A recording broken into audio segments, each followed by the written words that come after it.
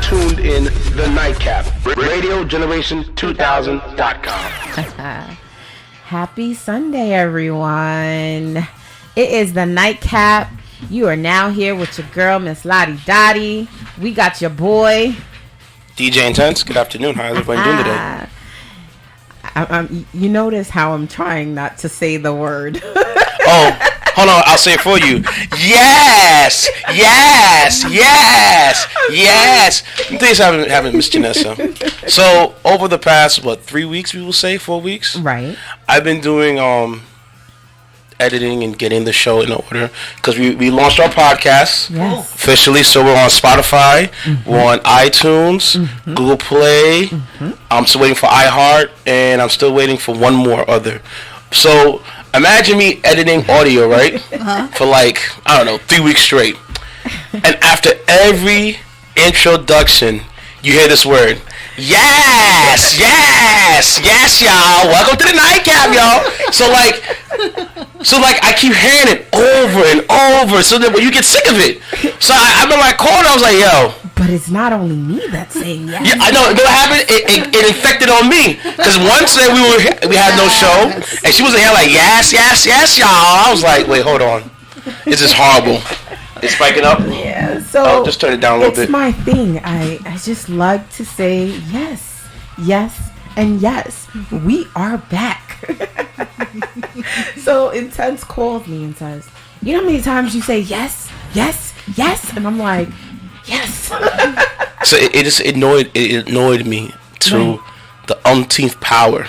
Yeah. Because I kept hearing yes, yes, yes after every single edit, and I was just going crazy. Like people looking at me like, "What's wrong with you?" You ever hear something that you don't want to hear all the time? They're like, "Yeah." Oh yeah. That's happened to me. Oh, yeah. So she's trying right now, but I know she'll slip up later on. It's okay. That's your catchphrase. So you know what? Let it be your catchphrase. You might as well. I got a trademark. Yes, yeah. Yes, well, I don't know you can because you're just Daniel Bryan from WWE. So if you're going to do it right, you're going to put your hands up. Yes! Yes! Yes! If you do that on camera, I will tag the WWE universe. I want to see how many likes you could. Yeah, I'll make a meme out you. Yes! Yes! Yes! But yeah, so that was that. A lovely guest sitting here. Yes, we do. She was here last year.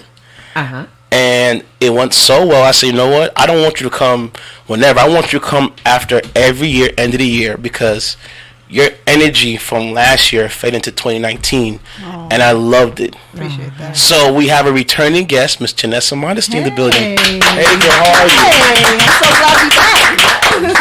I wish you guys could see what she's. Actually, no. Before we leave, we're gonna take a selfie because you gotta see what she's wearing. Yes. She got this 90s namaste dope look going on right now. You know she does. She got the shirt on. She got the glasses. Got the hoop earrings. Her glasses. Her glasses on fleek. When I say I love because they fit your style. Yes. That's true. That's why. I love So Jay looking unique today, man. Appreciate it. How are you, man? I'm great, man. Beautiful. I'm completely blessed. From last year to this year, everything that I said I wanted to do, I'm nailed it. Yeah, yeah, and that's such a cool thing to say. Everything that I hit on the vision board is just bang, bang, bang. Next. So I'm looking forward to the new decade. Okay, that's cool. I can't believe it's a decade already. Yeah, man. And we're still here, and we made it. I lived through 2 presidents getting impeached, man. That's so dope. Who can say that about history? Exactly. We've seen a lot throughout the past few years. Yeah. Plenty. With the shooting and police brutality. There was actually a shooting I saw recently in Texas. Yeah. Inside of a church. Yeah. Man, I saw it today. Yeah. Jesus. I was kind of shocked. Me too. Well, it seems like as much as things have changed, some things haven't. No. Right? And it's such a shame that at our most vulnerable time when we're worshiping, that people are like, this is the time for me to make my statement. That's crazy. Terrible. I feel like people are just trying to up the ante. Oh, every time. You know? So every time. It went from, okay, we'll take out from malls, stores. Now they're going to sacred grounds like school, church. And it's also happening in the synagogues as well. Yeah. So nobody's safe anywhere you go. No. You know, this guy just, for Not me, even in your own home. no. You can't even be safe in your own house. You said. Right. Yeah. The police will come in and just Yeah, they'll tap on your window to look at you, and then you can go like this, and he got a gun, bing! Right. It's like, no, you tapped my window. Right. That's why sometimes I feel alarmed when people tap my window. I'm like, I'm not answering that until I hear, yo, insurance. Right. Even still, I feel uncomfortable because I don't know. What could be? Yeah, I go bink and boom. Right. So. Right. It's just sad. So Jay, can you tell those who don't know you who are you, and you know, like That's a loaded question. It is a loaded question. Right there. Reintroduce reintroduce yourself, here on please. the Nightcap. So, baby. my name's Janessa Mondestin. I'm a wellness expert. I've ventured from fitness about 10 years ago, exactly at the start of the decade. Started out with like competitions and bodybuilding, went into fitness modeling, went into running my own fitness company, went into yoga, Right. now into yoga therapy and being a producer for Yoga International. So, yeah, going all around the world with all that, you know what I mean? So you just mentioned that you're now a producer. Yeah. So is this something new from the last time that you were here that you started? Okay, so elaborate. Tell us a little bit more Dope. about So last year, I had the goal of closing down the studio that had opened in Metuchen, New Jersey, because I was really looking for meeting more people where they were at. that. Okay. And so that means instead of having a brick and mortar, I actually had to actually get out there in the world of the digital sphere and be a little bit more visible about what I'm trying to produce for our community. Okay. And also within the wellness community, that we could be seen as diverse and inclusive. And so what I've decided to do was, instead of let me just go work for myself and start from nil Okay. and learn as I go, let me find out from the people who actually have a good footprint in the community and in the industry and learn from them. Let them be my university. Sounds like a great plan. So how's that going? Amazing. So last year I filmed with them. This year I filmed with them again on their platform, and then they said, listen, you have some great ideas. We'd love for you to become a part of. And I was like, as long as I have rights to talent acquisition, understanding who I want to put on the platform, that I have a point of view, that we need to see more diversity and inclusion in the wellness business, not just behind the camera, right? Yes. In In front front, of the camera too. So I mean, I'm proud to say that I'm the only woman of color, the only person of color at this organization. Wow.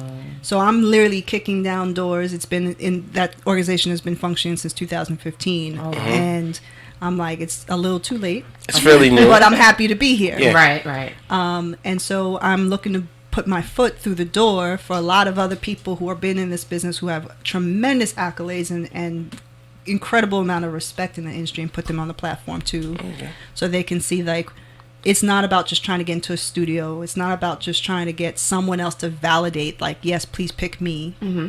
It's about saying, you know, I know who I am. I know what I have to bring to the table, and I have something to offer. And here I am on your platforms, Okay. and really showing up for it. Okay. That's where I'm at. That's dope. That's dope. So on that vision board that you had, what else did you have that you're plan on working on or probably adding on for 2020? So I'm still continuing to do the retreats to India. So I did my second retreat to India this Nice. May, which was Wow. dope. It was nice to see a collective of 12 sisters and brothers going to India and finding a different kind of conversation happening with race and race relations and yoga. Especially in India right now with Especially race. in India going on right Yeah. now. There's so much cray going on Very right now. crazy right now. And I felt like, you know, that was important for the people of Kerala and India to see that too, that you know, everything that goes on in the United States with the killings and the Black Lives Matter, it's on Front Street in India. Yeah. And they yeah. get a perception of us. And now they have a different perception of us because they get to meet people who are like, oh, you're civilized, right? Oh, you're decent. Oh, you know about my culture. You're not just, like Tupac and Snoop Dogg. It's not like just hip hop videos or Nas. You know what I There's mean? more to There's us. this more diversity and there's more stories to tell about us. And we still are respectful of your culture, but we know who we are. That's very important. And that was really important. So even though I'm not a fan of what's going on in India, if you're not familiar with what's going on in India, they are basically doing their own version of a Muslim ban. They've shut down places in Kashmir and mostly Muslim territories, and they're basically telling anyone who's a Muslim in India that you cannot have citizenship here, that you should probably think about packing up and leaving. Yep. Really? Very bad. Very bad. Very, very bad. It's very, very bad. They are doing this Hindu nationalist, Hindu first. Where did this all come from? It's been going around for a while. It just now it's reached a boiling point. Yeah. Because yeah. Is this what their main leader or president is? Yeah. Yeah. Okay. Yeah. Because what's happening is that a lot of the Muslims are from Pakistan and other surrounding countries looking for asylum over there. So they're like, no, we don't want you, Wow. Yeah. Or that there could be native Indian who are Muslim. and, Yeah. especially in the north where the Himalayan mountains are. And that area is Kashmir. And once, Mahatma Gandhi and his whole crew decided like Britain should not be part of India anymore, Kashmir was delegated a special section for itself, and they were like, you can govern yourself into completely independent from India. Okay. And it's supposed to be a secular constitution that everyone should be united because Hinduism promotes secularism. Like we love everybody's God. Right. But now not anyone who's a Muslim. So they basically changed their constitution and they changed the civil rights of Muslims in India. And that's why there was a big issue with the United Nations meeting that happened this year with Pakistan, with President Modi of the Prime Minister Modi in India was just like, is this contention? And then Trump got involved. He doesn't need to be sticking his nose in anything. But this Prime Minister in India used to run certain cities, like kind of like a mayor. Right. And he had basically, that was his blueprint for what he's doing now. So since India was in a big market for a big financial boost economically, he just won re-election with fake numbers. Of course. That's how they win. Yes. And then basically right after Ramadan and Eid, which is a big holiday for Muslims, he basically changed all the constitution and changed all the laws while all the Muslims were celebrating. praying. He basically changed the laws and did basically everything that's happening here in the States is happening somewhere else in the world. Yeah. And that's just, they're using these tactics as a blueprint. Unbelievable. Yeah. Okay, so are you going back to India anytime soon? Actually, I have it planned for at the end of this Ramadan to actually go back to India and continue doing work in Kerala, Okay. which is the southern part of India, Okay. and still continue doing the retreat. Because if we get an opportunity to change one person's mind about the perception of what Muslims are like, or perception of what American Black or Caribbean people are like, because the history will show that even though, it's a secular country and they always talk about Gandhi, and we know Gandhi with Martin Luther King, Gandhi was also a racist in South Africa. He was actually against South Africans having rights. Right. So, again, if we're all about yoga and this conversation about Gandhi, we get to have a different conversation with them when they perceive us differently when they meet us. It's one thing to read about us, but then when you meet us and you're like, oh, I can see the person, the soul of you, the humanness of you, Right. It's different. It's sad that, the perception that they have of us in India, because for me, when I see some Indians, I see us. Right. Because they are Like us. and Just they're like us. like us. They have the same skin complexion, so I just don't understand why they have that perception. And so when I say they, it's not all of them. You know what I mean? It's definitely, I've gone out there and gone to the mountains of Munnar, and they're like, these beautiful cascading mountains, and people are way darker than me, and I'm like, man, you black, man. He's like, yeah, I'm black. And so people understand the plight of oppression, and they can identify with like, oh, I see your struggle. I'm glad you see mine. You know what I mean? We may speak different languages, but we understand the same common, denominators that's going on in our lives. This is Right. how I'm facing oppression. This is how you're facing oppression based on what I'm seeing. And hip hop has really been the handshake for everything. Everyone loves Really? Yes. hip hop. In India. Even in India, Anywhere. they know, Well, for it's a sure. big cultural thing. Yes, it Yeah. is. And so they are, and I'm like, it's kind of funny that you have this Hindu nationalism and everyone's like, bring yoga back to India. And I'm like, you will never hear in the Bronx, bring hip hop back to the BX. You know what I mean? No. That's where it started. You know what I mean? maybe. Yeah. So we give homage to that, but we also have to respect that. Like when I go out there and they're like in their cipher and they're freestyling and they're like What? in their You gotta Tamil, get a clip. and I'm like, yo, this is dope. This is like BX. This all you need is like a cardboard and somebody spinning on it, right? now. Right? You know what I mean? Nice. You got to catch some clips and send this And to us. and so these are the types of conversations that we have when we're out there, and we try for each time I go, I'm like, this is an opportunity for us to change the world one person at a time. Okay. So I do want to go back. I have plans to go back for 2020, but now I really also want to go back home. I want to go back to Haiti and do retreats going back to Haiti because there's a lot of conversations there that need to be had. Yes. And Some big ones. big conversations. So I want to go this year in 2020, do retreats to Haiti. I know there's retreats in Haiti right now, and I know sisters out there that are doing yoga retreats out there now. Really? But the conversation that I want to have is about the fact that I always go through this debate how American blacks forget that Haitians did come here to fight for your freedom. It is not well documented, but it is documented as to the fact that we did a 13-year war with, France, and we traded with the United States, the 13 colonies at that time, Right. for slaves Right. to become free men, to become the first black republic. Yes. So therefore, Know your history. know your history. But right now, I'm aware that France, they want to get paid. They Yeah, want I mean- their money back. Oh, for because for helping. And now it's like they're tag teaming with the United States against the Haitians. So that leaves us like, what do we do in terms of that?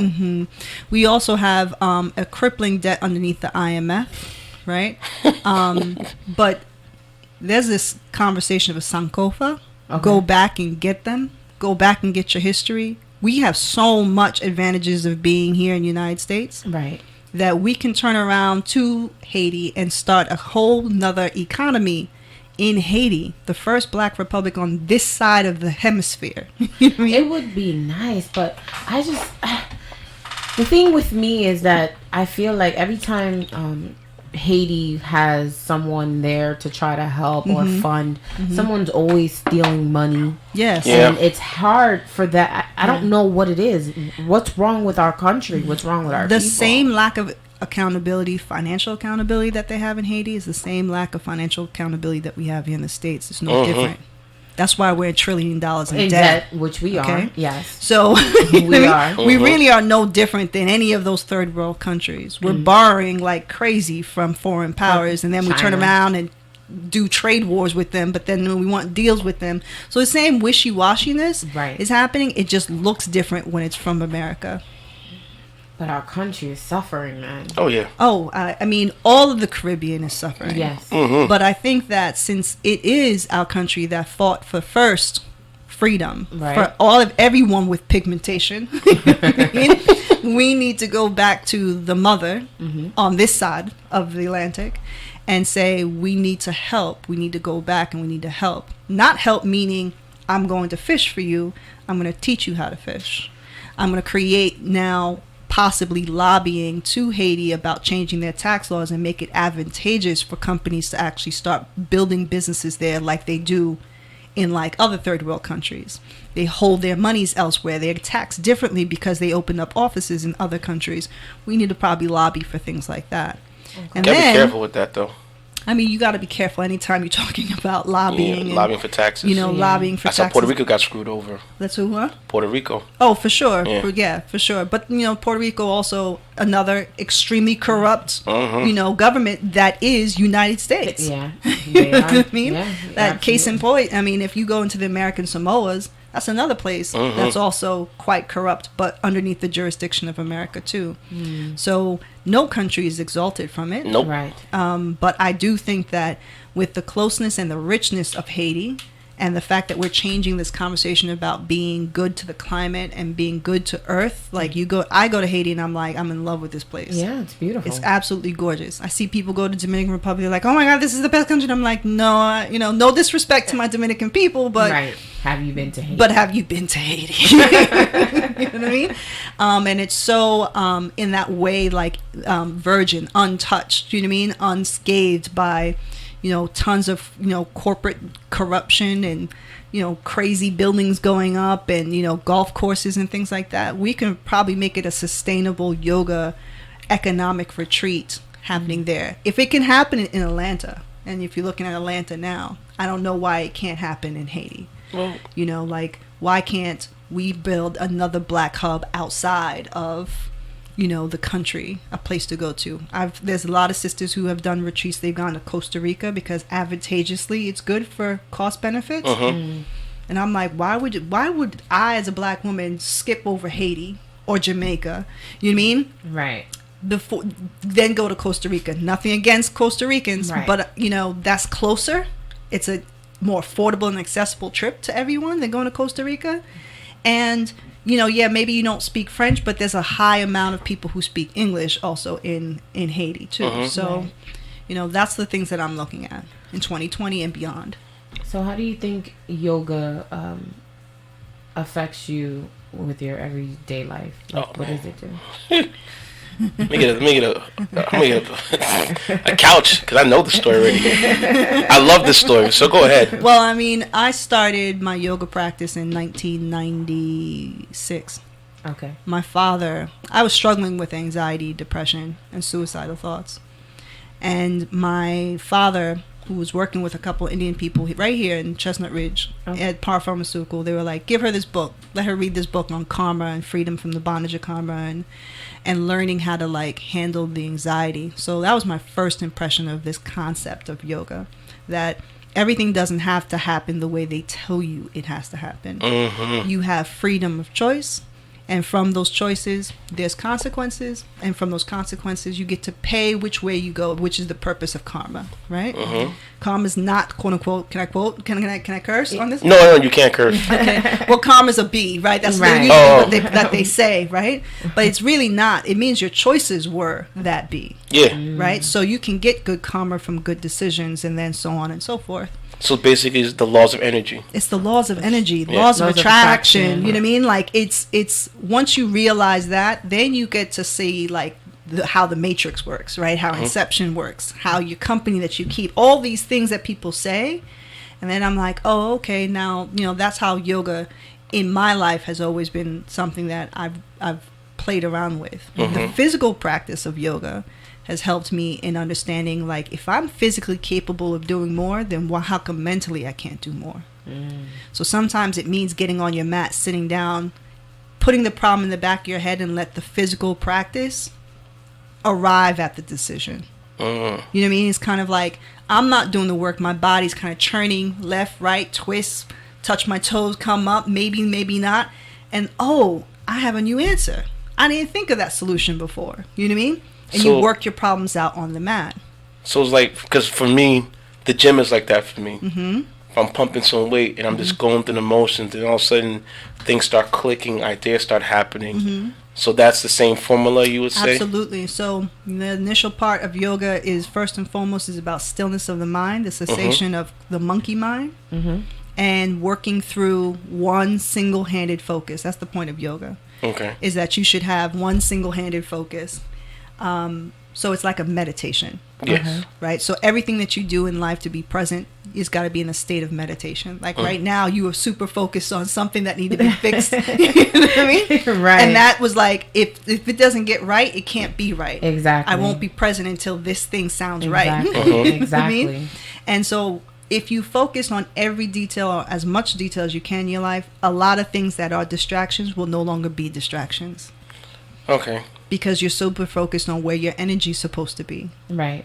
So in this lifetime, you're going to have a lot of people who are going to be like, yo, I'm trying to get healthy this year. Ooh, ooh, ooh, ooh. And then they'll be like, girl, there's a party going on tonight. We about to get our drink on. There goes the health. And there goes the health. Let me tell you something. I am known for the club. They could tell you on my live right here. Yo, intense, yo, what you want? Cash. Right. Now I'll beat you a drink. I don't drink. Right. What you mean? Right. You see that right there? Yeah. That's my drink. Right. And if I want to get like a little tipsy or a little drunky drunk, Right. the least I go is ginger ale because it's so sweet. Yeah. I'm like, ooh, I feel good now. Yeah. But yeah, no, I hear what you're saying because a lot of my peoples, man, I'm like, yo, bro, you drinking that 750 bottle of Hennessy to yourself? Do you know how many calories is in that right there? They're like, what you mean? Not even just Why don't you think calories? Right. It's just liquor what has it's calories on it? doing Right. internally. So that's what I mean. That's also another aspect of yoga is like being responsible for every decision that you make. So when you turn around and you're like, oh, I have cirrhosis of the liver or I'm diabetic. Well, remember all those drinks that you had that you felt was more important than having like a glass of water, or maybe changing the style of drinks that you use. Yeah. So some of your decisions, people will complain about the situation that they're in, but will never complain about the choices that put them in that situation. It's Amen. funny you say that because I see people drink often. I'll go to an event, they're drinking bottles and bottles of Henny. Or even And I say Ciroc. to them, It's like crack.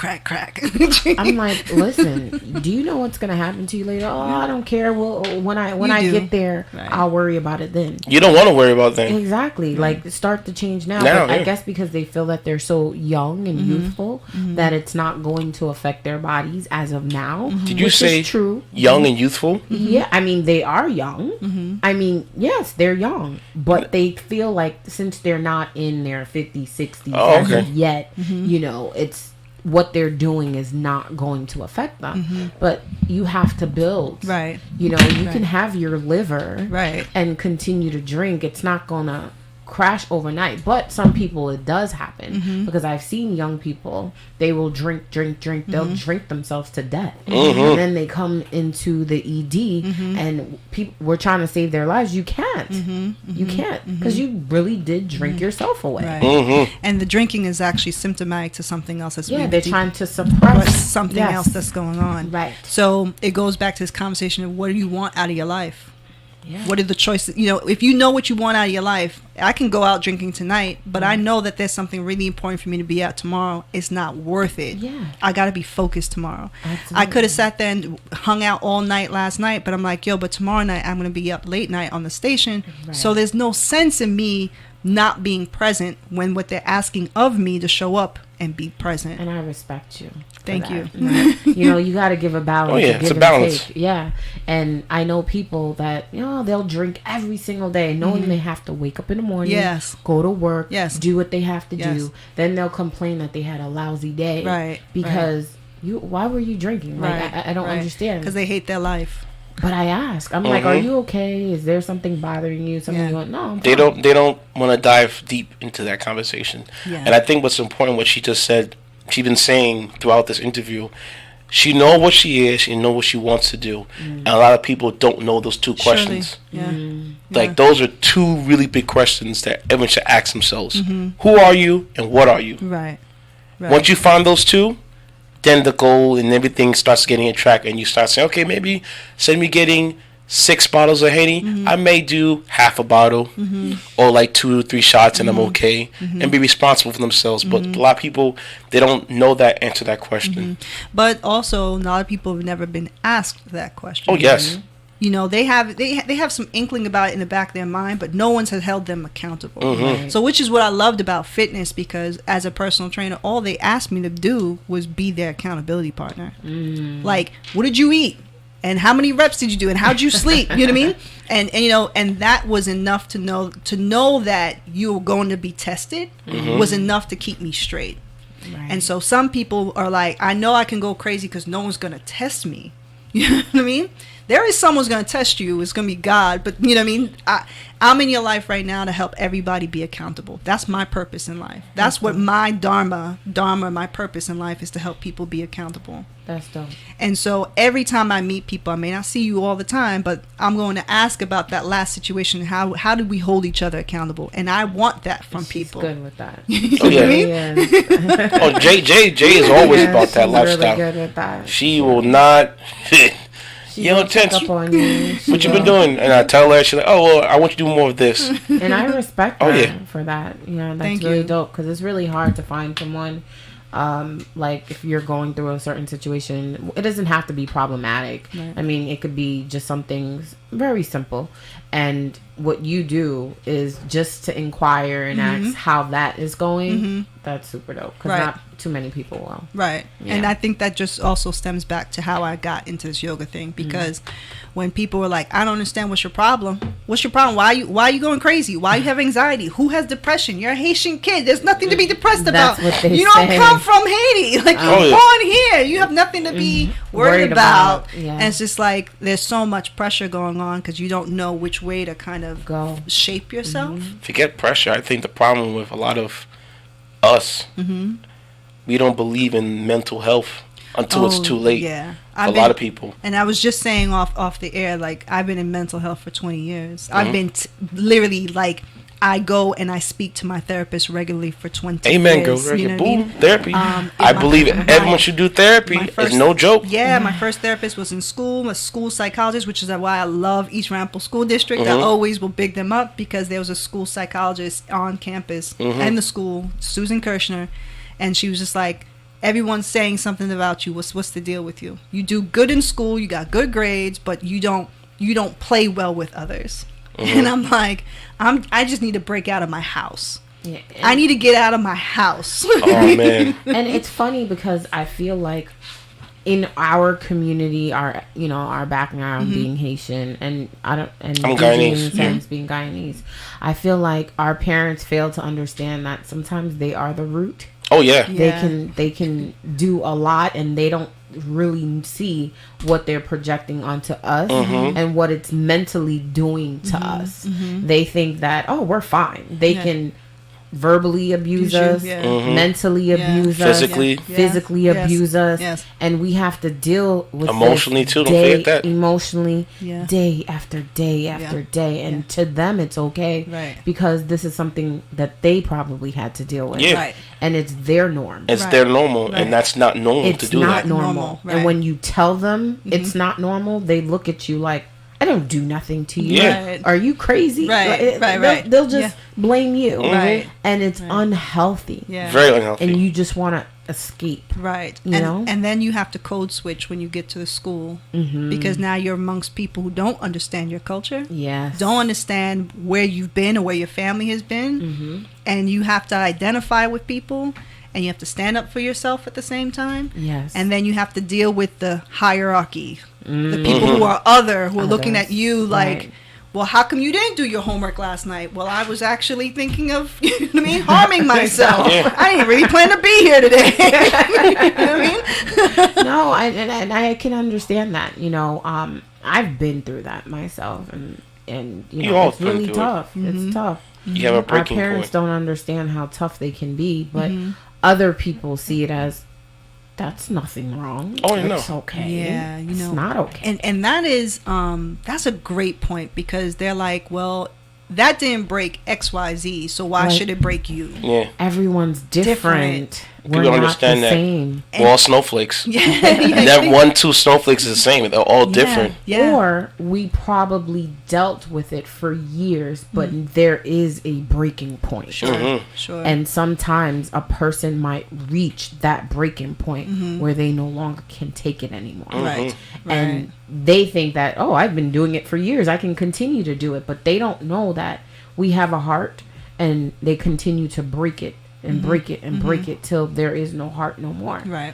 And that's why a lot of people they flip out and go Yeah. berserk. Go crazy out of And they go nowhere. crazy out of nowhere, and you're like, What, oh, what happened to you're you? fine. Right. Yeah. You eat, you Right, got a right, roof right. over your head, Right. you got clothes. Right. What's wrong Right. with you? Right. You're the problem. Right. Right. But they don't see that. And so that everything that we're saying is so pivotal, because that's exactly what's going on a societal level as well, where people are like, oh, particularly in like Rockland, particularly in Spring Valley. I just had this conversation earlier before getting here. Someone was complaining about, like, I have no regard for any of those Hasidics who just recently had this hate and terror attack. I'm like, wow, you have no regard for people because they're just people. They're people. You know what I mean? They're just people like who have the rights to be here, just like everybody else. Oh, but look what they did to our neighborhood. There's nothing that can happen to our neighborhood if we don't allow it to happen. Preach. And I want to Preach. pause you on. I want to pause you on that because it's funny. I was my sister lives upstate in Monroe, and I seen her yesterday, and we were having a conversation with my niece and things like that. Up there, a lot of people did not want to give their homes. They're actually threatening people to move, and they have done so much up there. So I don't think there's any threats down here as of yet. But it is wrong to commit a crime, a hate crime, because they are here. And like you said, it's right. If they knock on your door, you don't want to give your home, you're not obligated to give your home.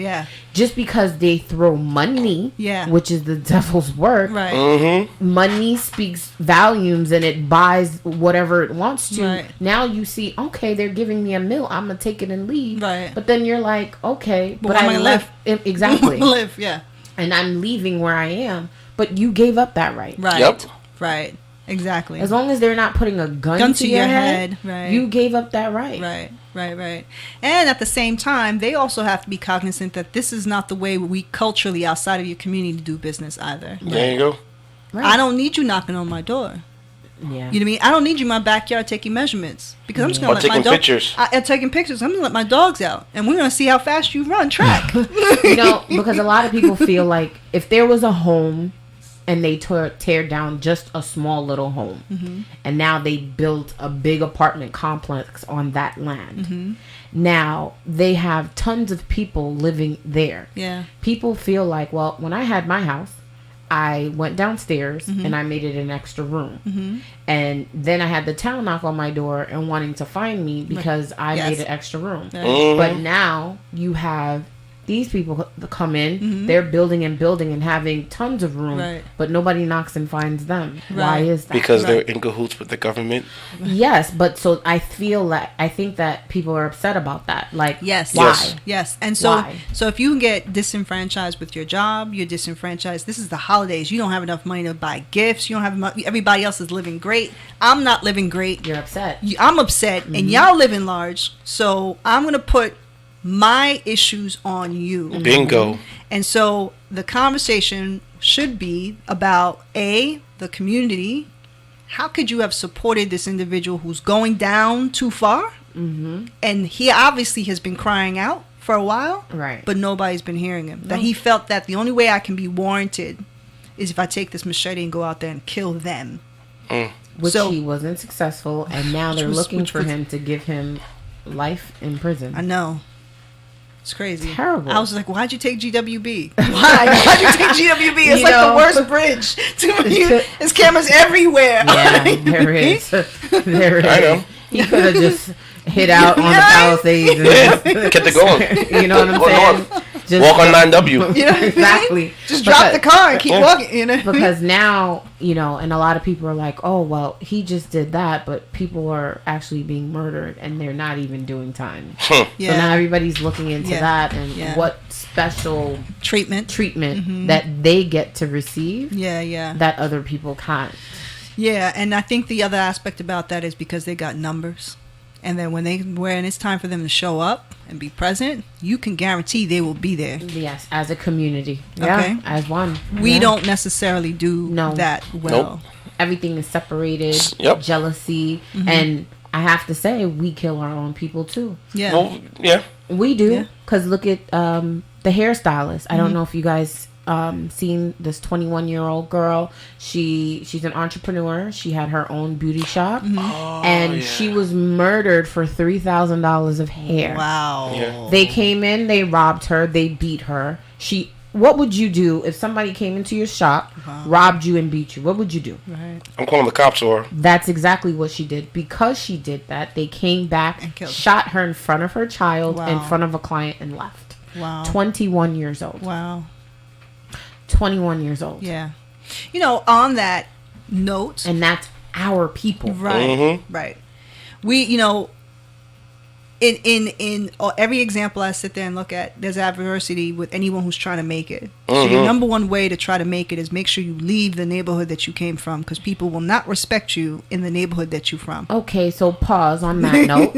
Why do we have to leave our neighborhoods when you have the Jewish people come together as a community. Yeah. You have the Asian people come together. Yeah. You have the Hispanics with all the bodegas and all the businesses. Yeah. Why can they come together and stay in their community, but us as African Americans have to leave our community to go elsewhere? Look what you just said. They included one another. They protect their own. Yeah, but it's just sad that we can't do anything in our own town. We have to actually leave here. Why? Well, I mean, the Hispanic community didn't come from here. Like, they came from elsewhere. You know what I mean? The Jewish community came from elsewhere. But they're taking over and making this their community. And they're taking over probably because they see more good than we saw. Mm. You know what I mean? Like, we just saw dilapidated houses and we're just going to keep driving on Bethune. You know what I mean? What's up, Day Day? What's good? You still on the block hugging your ball? You know what I mean? Right. Like, you know what I mean? And they were like, oh, here's an opportunity because we have a community of people who need housing. Mm. And we had skilled people who used to live in these neighborhoods who would never thought about turning that neighborhood around and making a multifamily unit. Instead of just like keeping it in my one family house that I can't maintain. Let me put 2 more units in there and have them pay my mortgage. Yeah. They also, this community of people who are constantly keep rebuilding up Spring Valley, they're not looking at the strategic way of having to move through the town, move through Bethune Boulevard, move through 45. It took me 15 minutes to go to Hillcrest one day, and I was like, wow. Why? Exactly. Why? This is Spring Valley. Right. The treachery of having to commute through Spring Valley during like school bus time. Crazy. I can only imagine. Yeah, it is. It's horrible. It's just like no one thought of logistics here. And because they're not participating in our community, they have their own school districts. Yeah. So they're not really in our school districts. You know what I mean? So they're not really a part of, they never integrated. They came into our neighborhood, but they never integrated. And it's the same thing that happened with almost everyone else who moved in. We moved in, but we never really integrated. Even Haitians came in, we didn't really integrate. Right. So that's probably where that kind of resentment of like, oh, what's going on in my community? This is wrong. But they come in numbers, they have big dollars, so therefore they must be the problem. Man, I don't know where they're getting all this money from, but we're gonna take a quick break. We're gonna come back. More with Janessa. Hey. More with DJ Intense. Yes. And your girl Lottie Daddy. Oh, you had to do that, huh? You just had to do that.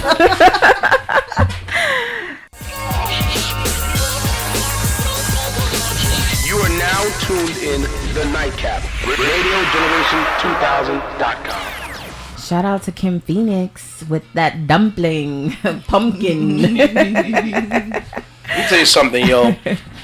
I cannot wait to get the Charlie Angels of the dancehall world up in here, man. Oh, man. When they come up in here, it's gonna be lit.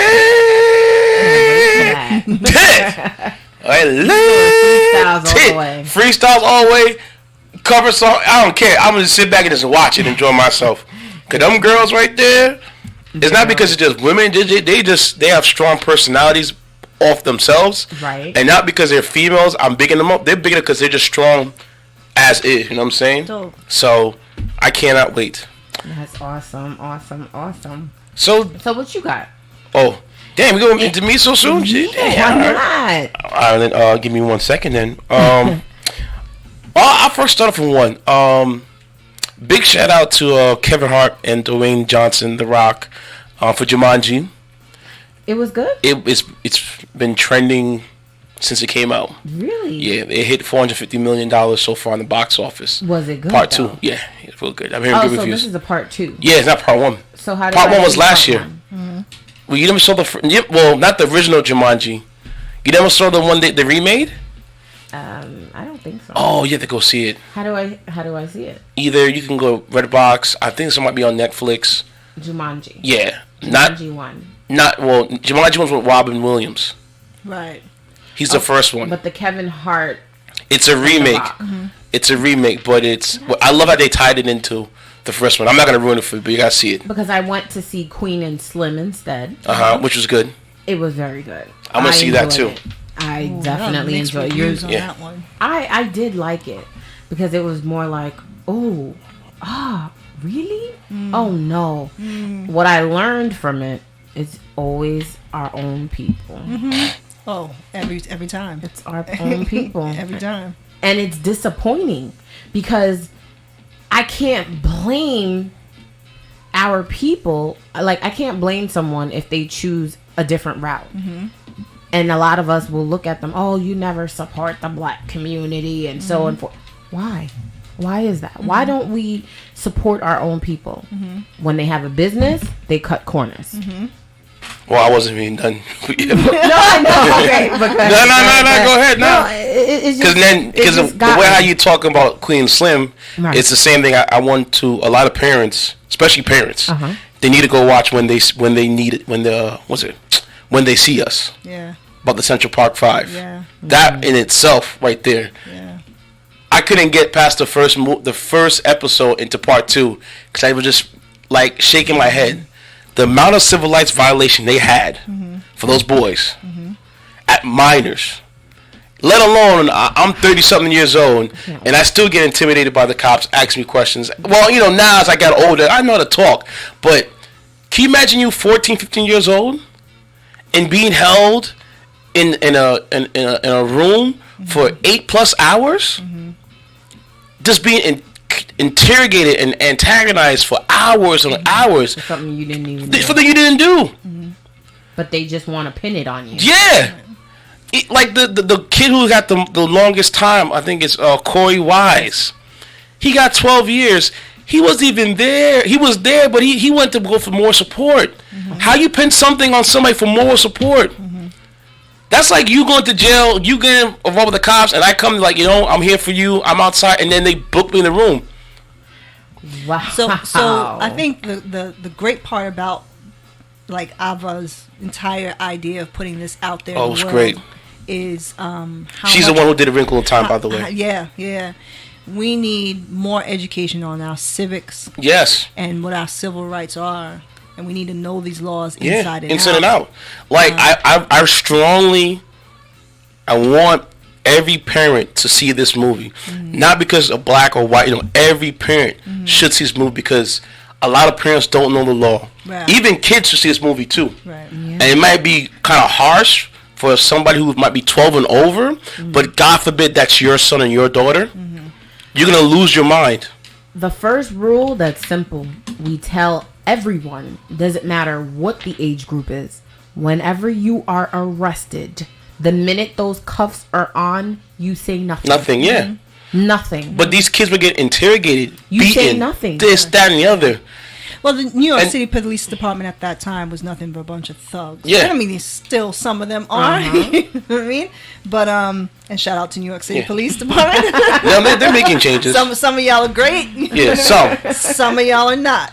But yeah, that they literally were just nothing but thugs, with badges. Yeah. But back to your Kevin Hart. Yeah, I want to go back to Kevin Hart in The Rock. Now, what they had, they did Jumanji, and they've been going around doing promo tours, The Rock and Kevin Hart. And so every now and then they'll pop up in theater, okay, free snacks for everybody, free tickets for this, and whatever. So this time around, they upped the ante. They went out and bought every family PlayStation 4 who saw the movie inside the theaters, and gave them a free year of movie tickets as well, because Cinemax, and also they gave them all merch. I'm like, wow. How come they couldn't come to New York and do this? Like, come on. Actually, have to be at the Gobo film screening. That's what they attended. Sometime, yeah. I get the emails all the time, and where they send me is to Garden State Plaza. They do in Garden State all the time. That's where they do the screenings there. Yeah. So I thought that was so dope of them to because they're both kind of the same. I love watching them on film together, but they both have that mindset of like they're silly. They're silly, and they love helping people. Yeah. They love to help people. Yeah. Dwayne and Kevin Hart. So that was so dope. That's one of my stories. What you got for me? Oh no, go ahead. So you got another one? All right. Yeah. So this one usually I take my little notes whenever. I think I want to open up the story with 2020 into 2019 going to 2010 going to 2019 into 2020 that what I loved about this decade and going forward, what I'm seeing is that athletes have refused to stick to sports, meaning they're becoming more self-conscious about things around them. Because back in the 90s and back in the 80s and even the early 2000s, a lot of athletes didn't speak out about certain things. Okay, so they're being more self-conscious. Like, for example, remember when it was the St. Louis Rams, when they were in St. Louis, when that boy got shot in St. Louis, Missouri. Okay. Michael Brown, was it? Is it the one? Mm-hmm. And a couple of the players of the Rams actually went out during the game with their hands up saying, "Don't shoot." Mm-hmm. Mm-hmm. That was a big topic. You have Colin Kaepernick taking a knee. That was a huge topic. You know what I'm saying? And still ongoing right now, especially with the NFL. It wasn't really against the NFL, it was against society. Right. Then you had LeBron James, Dwayne Wade, Chris Paul, and Carmelo speak out on the ESPYs about violence.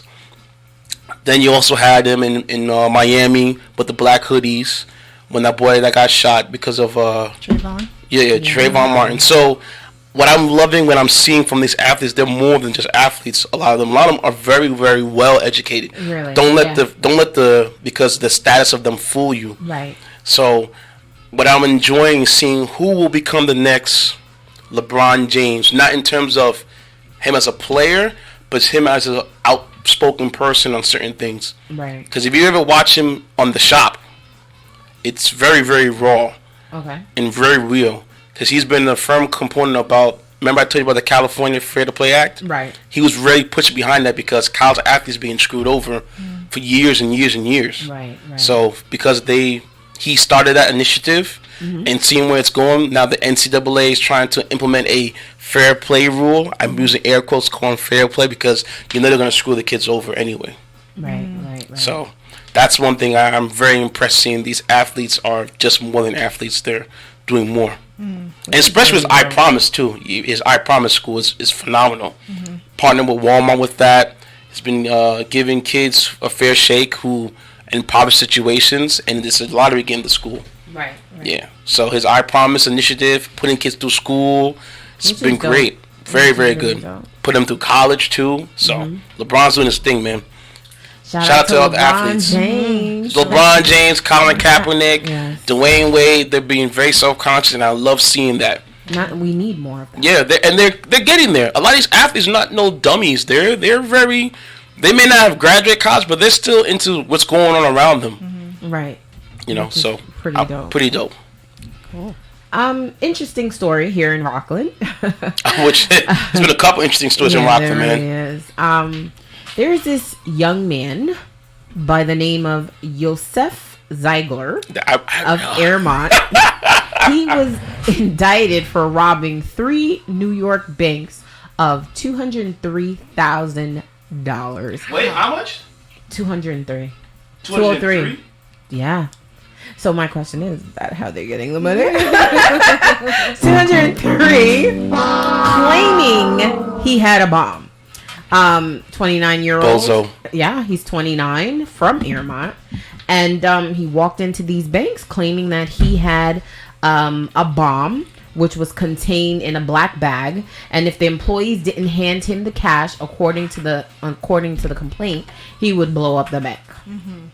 So 3 banks were Pomona. Pomona was one of them. There was a bank in Park Ridge, New Jersey. And they didn't really say what the third bank, White Plains. White Plains. So he had a very large radius he was traveling, man. Yeah, he really was. So basically he demanded the bank employees to turn money over to him. His clothes and disguise were similar according to the complaints that were made. He wore dark colored pants, shirt, a vest, a hoodie, boots, ski mask with dark colored face paint on his face. Nice. Okay. So he face painted his skin dark, so they wouldn't know it was him. That they would come after a different race. Of course. I wonder if he got his hands. I don't just know. do his face and not his hands or his neck. I don't know. I know. He actually wore gloves. Okay. He wore gloves. He is part of the Hasidic community, and I was very shocked to see that you out there robbing people like that. Go ahead, brother. Yeah, he went to Chase Bank. Yeah. And he did Stick what him he up. had to do.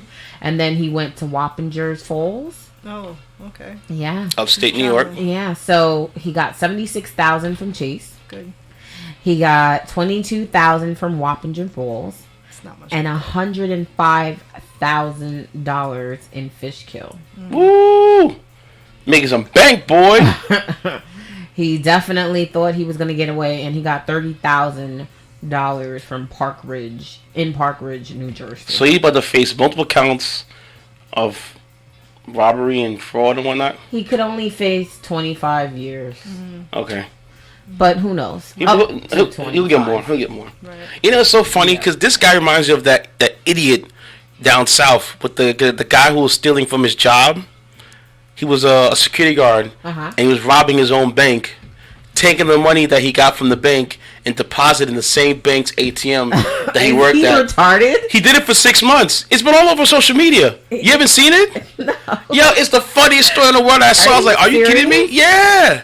The dude works as security guard in the bank, was taking the bank notes from inside the vault, taking them outside, cashing it back in the ATM for the same bank, and was online flossing like, I work hard for my bread. Do you not think, not once, that the first people that get investigated for money laundering and theft is internal? Yeah. So if the money that's missing, they're gonna see the deposits that you're like that was stupid. Bump.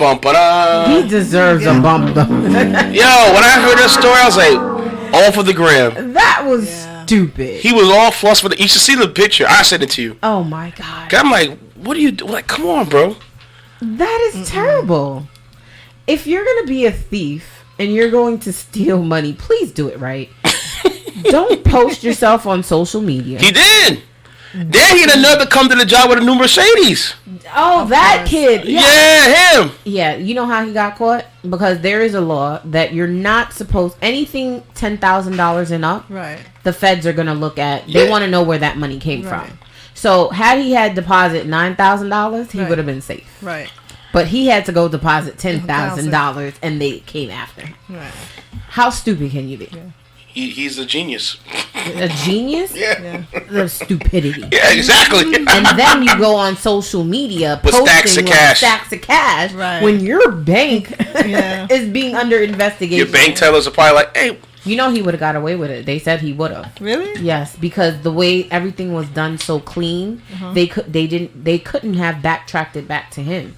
The only reason why they picked him up was because of social media and that car. That was the reason why. Social media, the car, and depositing your own money back in the bank. The way that he did the books, you couldn't tell where the money was going. Yeah, it was clean. Like I said, all for the gram. Terrible. So if you commit a crime, you go on Instagram, you basically told on yourself. Listen, man. Because cops don't do anything anymore. They said they sit back. They sit back and watch the gram. Instagram, Because Facebook, people flossing. Because you're gonna tell on yourself. Oh yeah. Social media, these new guys, man, y'all dummies. Okay. How do you steal on social media? Because he did. Wow. Whatever. Wow. Like, just use social media to advertise your brand. That's it. And to grow and build and teach. Listen, social media is a new business nowadays. It's a new way to make some money and to be your own brand. Yeah, it is. A lot of people have become millionaires off of just Instagram. Yeah. You build your personal brand up. Yeah. And they'll pay you, and advertisers are now paying you instead of going through the medium of TV and radio. Yeah. Well. Also, when it comes down to talking about those NBA artists and NBA players and football players, they understand the leverage of their influence. So that's why they're like, if I'm going to use my platform, let me at least put some good into it. Right. Back in the 90s, where you would only watch a player based on when they were slotted on a TV. You don't even know who the execs were. Right. You couldn't have your own channel. You know what I mean? You had to basically play with what the industry wanted you to do. Just like an artist. Right. You had to sign to somebody back then. Right. Now you don't even need to sign to anybody. You can just throw stuff on SoundCloud and and blow your own stuff up. Exactly. You know what I mean? You know, I just want to personally thank Al Gore for the internet. Yeah. Okay, you have opened up the doors for a lot of people, and no longer are the gatekeepers in our way from being what we want to become. That's right. We can do it ourselves. That's right. From our homegirl over here, Janessa. Thank you. She got her whole little, yoga thing going on, producing her own stuff. Yeah. Us, we're just growing into our personal brand. I'm growing my personal brand, and I just love it. I love it. Yes, giving Totally. Yeah, which is really, really awesome. So shout out to that, because without these platforms, I mean, we would be stuck listening to the same old things. Yep. Well, eventually somebody would figure out something. I know, because I don't listen to the radio anymore. No. I listen to at least once I don't. a week, I would say. If my boy is on Shy, shout out my boy DJ Shy. If he's on the radio, I tune in, and that's about it, because I know it's going to be hot. Right. I do my research. Right. Because for me, I feel as if I turn on the radio, I can turn it off, go back to the store, come back in the car. It's the same thing. Didn't I tell you? I told you how the math goes for radio. It's blocked off in sections. So from six to 9 is the morning commute people. Then from 9 to 12 is like the mid morning. Then from 12 to 4 is the separate set of people who come out. So why you hear the same songs over and over again? Because different people listen at different times. Yeah, but it will be on the same block. I will hear the same song. Because that's the most popular song. I don't want to hear it every 10 minutes. Right. Not every 10 minutes. Yeah, every 3 hours. Yeah. Yeah, and if they want something, maybe they should have a podcast on the radio. Well, It would be dope. some people are doing that. Why do you think the breakfast clubs are where they're at right now? Yeah, they need another breakfast club. They need, so shout out to us. Right. Because we will be your next breakfast club. Hey, no, we're not the next breakfast club. We the next. No, we are the nightcap. That's it. Yeah. I'm not gonna compare myself to nobody, because that's not how I roll. I compare myself to me. Right. I'm my worst enemy. Okay. We are our worst enemy. That's it. Okay. You stand Amen alone. to that. You stand alone as your own brand. That's what's it, up. man. I don't compare myself to nobody else. I may take some things from other brands, but I'm not comparing myself to nobody else. What's cool about this is like you got to put your own format, your own spin on everything, and you don't have to follow what's always been available to you. But it doesn't mean that you don't study the books before. So in order to break the rules, you have to know what the rules are, so you're able to break it. Right. And that's what makes this really super dope. Yeah, I love Thank you. And therefore, it just means other people need to catch up on it. And I know that's usually like oh, you didn't know we were dope. Well, we've been dope. That's why we got the podcast going now, because Yes. I think what happened was that people didn't understand like the content that we had. So now that people are hearing the content, now they're like, "Yo, y'all got something real going on good over here." I'm like, "Yeah, I know. We do. Yo, Moby got listen. You know what? Listen, all that you can do for me, and for my listeners out there, all you can do for me, share it with your friends. Right. Tell your friends about it. Right. Tell us to subscribe on all the podcast platforms, and just watch us grow and give you guys what you want. Right. That's all they can ask for my listeners out there. Yes. Subscribe. Subscribe. To That's the it. Nightcap. Subscribe. With double B's. With 2 P's. 2 P's. Absolutely. So, DJ Intense, you have anything else? That's the only 2 I had that spoke to me, and yours, because I sent you that story. No, I didn't. Oh yeah, no. You said- Pause. Let me take it back. I'll take it back. I'm gonna do it on radio. I'm sorry. She and I, we always go back and forth with just what we're gonna talk about and things behind the scenes. And I remember I saw the story, and within this next 10-15 minutes, here she comes, bling! I said, "Girl, I've been saying the same story. Look at this dumb fool right here, boy. What? What an idiot!" Yeah, I like to stay up to date with what I feel is important. And what I feel that people need to know, and how to enlighten them on what's trending. Especially, what you did earlier, because a lot of people don't know what's going on in India. Right. Yeah.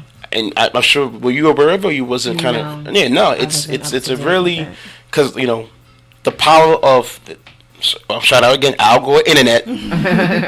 It reaches beyond what's going on in local and city-wise, county-wise, state-wise, even around the country. The part in it, you can see everything globally. Right. Right. You know what I'm saying? Right. So I'm like, oh wow, India is really jacked up right now. They're doing some really crazy things going on right now. Right. I'm telling you, they're on the tipping point of a genocide. I personally believe. Really? If they don't get their stuff together, they're on the tipping point of it. China's definitely on that tip of genocide right now. What's going on with the Muslims out there? Yeah. And I mean, I know someone had asked me, like, you speak a lot about Muslims. Are you Muslim? I am Muslim. Okay. That's the reason why. I'm always looking to see what's going on worldwide with people. And one of the other things about the stuff that I do is I'm advocating for people who don't have the opportunity to advocate for themselves. Okay. And sometimes when we're in situations when the beginning of the year, everyone's talking about, I want a New Year's resolution. I want to change what happened before, and I want to be in a new light. It's like, what happened before? And this time we're empowering people to, as wellness experts, we are empowering people to speak up for themselves. We're Amen. empowering people to say, listen, you have a voice and your voice is valid and you deserve to be heard. Right. And you deserve to be seen. Right. And you deserve to be here. Right. And I implore people that in 2020 and beyond to not look at health and wellness as only going to the gym and lifting weights, or only doing yoga, only doing cardio, starting with that mental health. Yes. And understanding, like, a lot of times it's not about losing the weight, it's about being seen. Like, oh, well, they'll notice me if I had lost this weight. Right. Right? That's not necessarily true. It's just because you might not feel seen and valued and validated. Right. And then you go to the gym and you're around people who are like, yo, I see you every time. And people make you feel good. That I see what you've been doing. And now you're like, oh, I have my tribe. You know what I mean? And so that has to be expressed in exactly like the right words, the right articulation to what's really going on. Because then you might turn around and be spending money doing stuff that you really didn't need to do because you feel resentful at the end of it. You spent tons of money. In my personal experience, I spent tons of money doing fitness competitions. And I was like, but this isn't really what I want to do. I really don't want to be on stage in this bikini. I really don't want to do that. Eating double-boiled chicken. Right, double-boiled chicken and like, you know, finding out how much water should I drink today and how much salt reduction should I do and which diet's going to get me there faster. Right. I wanted to feel good in this body that I had. And that was difficult for me to express at that time. Right. Now I'm like, I can be that voice to be like, oh, well, is it really this? Or is it something else? You know, like get down to the root of it. So there's a lot of psychology involved when this health and wellness. So before people jump on January 1st, like, I want to go join a gym. Which is a bad thing because a lot of people who do that, give it 2 weeks or 2 weeks. No, I don't give it 2 weeks. No, because I'm a gym rat, okay? And that's one thing that we talk about the gym all the time. Look at all the these New people Year, coming. new me people. Here they come. Because end of December until about March, February. It fades. After March, February, it fades. Then you get people, I'm going to get my summer body right. So it goes from March to about June.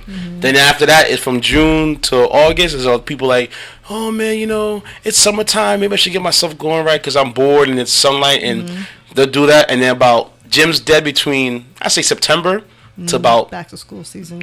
September to about December. Well, the best time to join the gym is now because this is when the deals are being offered for the new year. Yeah, and people get suckered in. And then we don't go, and then they're still taking and they're our still money taking and that everything. 14, that $10, or that $20 a month, or that 45, Gyms are like expensive. depending which gym you go to. Yeah. They're expensive, but I honestly think that for the new year, it would be good to, because I've seen a lot of people who transition. They'll show when they started going to the gym in January 2018, and then they show January 2019. So it's pretty dope. Like, consistency is what That's matters. what it is. Just trying to stay consistent with everything that we do. Right. You know, but you got to know what you want. Yes. And that's got to be part of the plan. Right. So a lot of times people don't really want to be at the gym. Right. It just, they want to change. Right. You know what I mean? No, they do want to change, but how can you change? Maybe there are other things we can do besides going to the gym. That's what I mean. Working out at home. No, being or just active. Walking. Going on hiking trips. Right. You know what I mean? Right. Get a dog. Something. Walk that dog. Right. I tell Instead of people going to the gym. a lot of problem with a lot of people in terms of like feel like working out wise. Right. I don't want you to be in there and trying to sweat and try to keep up.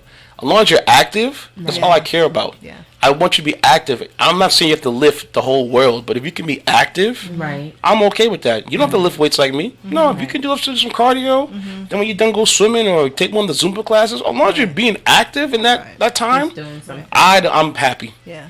And that's what I have to explain a lot of my friends. Like, yo, you've been in the gym losing weight, look good. But I said, bro, I'm not at the gym losing weight. I'm just being active. Right. Because our body's supposed to be active. Like she taught me, as humans, supposed to be active. And the problem that people are too dormant. Knowing Yeah. what you want. Right. Yeah. Right. Absolutely. You got it. I You take my don't even have to notes from my speak. You know it. I take my notes from my homegirl over here. You know what I'm saying? Good advice. Oh, yeah, JJ's open up with that. But if you want to level it up just a tad bit more, Right. don't include. I mean, no, I'm not gonna say don't, but include your mental health Right. into that. That's part of your wellness plan. Right. And I would even say start there. Health is wealth, man. It truly and honestly is, and we are living in a time where a lot of people are getting sick, and not all diets are good diets. Right. You might Amen. lose the weight, but it might start something different. Right. Like right now, one of the biggest diets out there is keto, and everybody's doing keto. But what it requires you to eat Does it fit is your a lifestyle? lot Yeah. of dairy. she warned me about that A keto. lot. Yeah, and I was doing it. For I know a you little were. bit, but then when you stop, you gain more. But you eat a lot of dairy, a lot of red, like bacon every day, and red meat, and that's what that's what you're eating. I don't even know how good that's doing for us. Right. I rather do paleo if I want to try to do a diet. I won't go back to it again. You know, I think that every year I say the same thing. A diet is really nothing but a temporary solution. Right. Mhm. It's not Temporary. lifestyle. It's not a lifestyle, because the moment somebody invites you out for something, you off your plan Yep. That's true. and you off the rocker again. Yep. You know what I mean? Then you gotta jump back on a horse again. So for me, it's like, think about fueling your body for what your activity level is going to be. Right. Right. If you know you're just gonna go to bed, do not eat a whole bowl of pasta and then Right. go to bed and then be like, well, I don't know how I'm gaining this weight. Really? You know what I mean? get some shiitake noodles. You know what I'm saying? If you're craving. Like, you know, those are the types of things. And then get active. It's not hard. It's, 30 minutes of cardiovascular activity every single day. They require you to do 5 days, but if you do that for 7 days, you got an extra bonus points. You know what I mean? Right. Right. Get yourself an accountability like a watch, a Fitbit. You know what I mean? Something that can ping you, ding, whatever, and say, yo, or get yourself a friend Yeah, I to was go to gonna the say that, gym buddy. and be like, oh, okay, that's my gym buddy. You know what I I don't mean? know about friends sometimes. It has to be someone who's very motivated, because I've tried the buddy thing in the past. It doesn't and work. It didn't work for me because A, we have different schedules. Right. B, And you become codependent on them too. right. And if they can't go, you're not gonna go. Right. You know, another reason why they can't go, something happened. Right. They're going through something. Right. And it's like, okay, I'll wait for you tomorrow. Right. I don't think I can go tomorrow. Okay, Right. so when are you ready to go? Yeah. So your gym buddy is not someone who's not in the gym. Your gym buddy is someone who's already in the gym. Right. You know what I mean? Like, Right. I was already going to the gym and I'm like, yo, you know what I mean? Kev, what's up? You know what I mean? I stopped going to that same gym, but now he's picked up and he's become the gym buddy to other people. Yeah. Right. You know what I'm saying to you? So now I go someplace else, and my gym buddy is the person who's going to call up and be like, hey, you haven't been in here since XYZ. You know what I mean? What's going on? What's here? going on? We'd like to see you again. Right. That's a different type of gym buddy. You know what I mean? Right. You also, depending on the gym you go to, you're going to get what you pay for. Right. So, your gym buddy should be someone who is an accountability partner. That's it. Yes. That's all it is. You know what I mean? Right. I don't have to do the same exact workout that you do, but Right. knowing that when you show up at 6 p.m., you're going to see me here, Right. that's enough. Like, Right. yo, I didn't see you. What happened? You know what I mean? Like, that's enough. That happened to me happened. today, actually. I took 8 days off just to reset. I do a reset every now and then on this body of mine.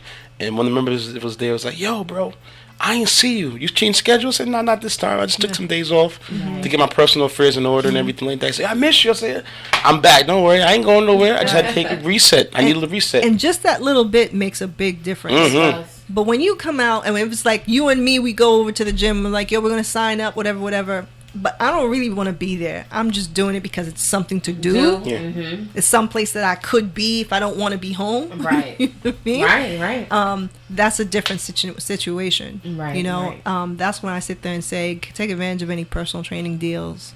Something that can get you a little bit more situated at the gym. Right. In a right. routine at the gym. So, hiking, taking a walk, getting a bike.